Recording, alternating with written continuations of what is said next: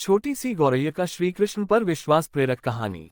कुरुक्षेत्र के युद्ध क्षेत्र को विशाल सेनाओं के आवागमन की सुविधा के लिए तैयार किया जा रहा था। उन्होंने हाथियों का इस्तेमाल पेड़ों को उखाड़ने और जमीन साफ करने के लिए किया। ऐसे ही एक पेड़ पर एक गौरैया अपने 4 बच्चों के साथ रहती थी।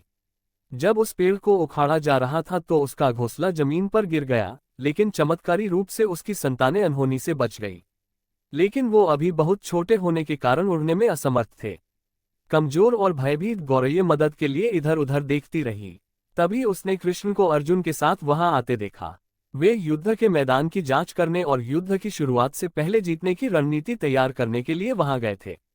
उसने कृष्ण के रथ तक पहुंचने के लिए अपने छोटे पंख फड़फड़ाए और किसी प्रकार श्री कृष्ण के पास पहुंची। हे कृष्ण, कृपया मेरे बच्चों को बचाए, क्योंकि लड़ाई शुरू होने पर कल उन्हें कुचल दिया जाएगा। सर्वव्यापी भगवान बोले, मैं तुम्हारी बात सुन रहा हूं, लेकिन मैं प्रकृति के कानून में हस्तक्षेप नहीं कर सकता। गौरैया ने कहा, हे भगवान, मैं जानती हूं कि आप मेरे उद्धार करता हैं। मैं अपने बच्चों के भाग्य को आपके हाथों में सौंपती हूं। अब यह आपके ऊपर है कि आप उन्हें मारते हैं या उन्हें बचाते हैं। काल चक्र पर किसी का बस नहीं है। श्री कृष्ण ने एक साधारण व्यक्ति की तरह उससे बात की, जिसका आशय था कि वहां ऐसा कुछ भी नहीं था जिसके बारे में वो कुछ भी कर सकते थे। गौरैया ने विश्वास और श्रद्धा के साथ कहा, प्रभु, आप कैसे और क्या करते हैं वो मैं नहीं जान सकती। आप स्वयं काल के नियंता हैं, यह मुझे पता है। मैं सारी स्थिति एवं परिस्थिति एवं स्वयं को परिवार सहित आपको समर्पण करती हूँ। भगवान बोले, अपने घोंसले में 3 सप्ताह के लिए भोजन का संग्रह करो। गौरैया और श्री कृष्ण के संवाद से अनभिज्ञ अर्जुन गौरैया को दूर भगाने की कोशिश करते हैं।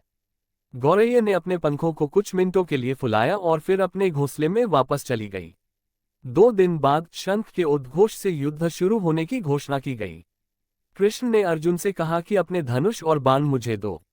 अर्जुन चौंका, क्योंकि कृष्ण ने युद्ध में कोई भी हथियार नहीं उठाने की शपथ ली थी।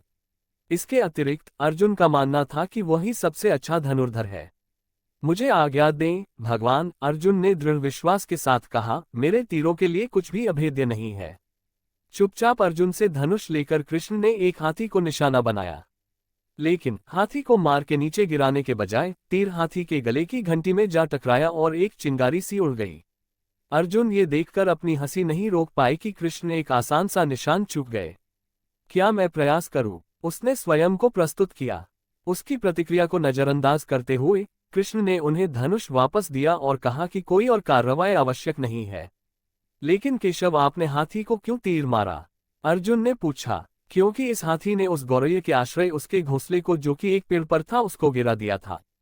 कौन सी गौरैया? अर्जुन ने पूछा। इसके अतिरिक्त हाथी तो अभी स्वस्थ और जीवित है, केवल घंटी ही टूट कर गिरी है। अर्जुन के सवालों को खारिज करते हुए कृष्ण ने उसे शंख फूंकने का निर्देश दिया। युद्ध शुरू हुआ। अगले 18 दिनों में कई जानें चली गईं। अंत में पांडवों की जीत हुई। एक बार फिर कृष्ण अर्जुन को अपने साथ सुदूर क्षेत्र में भ्रमण करने के लिए ले गए। कई शव अभी भी वहां हैं जो उनके अंतिम संस्कार का इंतजार कर रहे हैं। जंग का मैदान गंभीर रंगों और सिर्फ बेजान सीढ़ियों और हाथियों से अटा पड़ा था। कृष्ण एक निश्चित स्थान पर रुके और एक घंटी जो कि हाथी पर बांधी जाती थी उससे देखकर विचार करने लगे। अर्जुन, उन्होंने कहा, क्या आप मेरे लिए ये घंटी उठाएंगे और इसे एक तरफ रख देंगे? निर्देश बिल्कुल सरल था, परंतु अर्जुन के समझ में नहीं आया। आखिरकार विशाल मैदान में जहां बहुत सी अन्य चीजों को साफ करने की जरूरत थी, कृष्ण उसे धातु के एक टुकड़े को रास्ते से हटाने के लिए क्यों कहेंगे? उसने प्रश्नवाचक दृष्टि से उनकी ओर देखा। हाँ, ये घंटी, कृष्ण ने दोहराया, ये वही घंटी है जो हाथी की गर्दन पर पड़ी थी जिस पर मैंने तीर मारा था।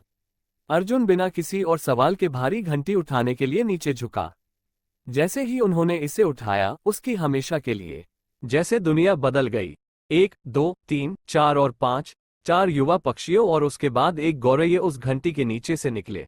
बाहर निकल के मां और छोटे पक्षी कृष्ण के इर्द गिर्द मंडराने लगे एवं बड़े आनंद से उनकी परिक्रमा करने लगे। 18 दिन पहले काटी गई एक घंटी ने पूरे परिवार की रक्षा की थी। मुझे क्षमा करें हे कृष्ण, अर्जुन ने कहा। आपको मानव शरीर में देखकर और सामान्य मनुष्यों की तरह व्यवहार करते हुए मैं भूल गया था कि आप वास्तव में कौन हैं।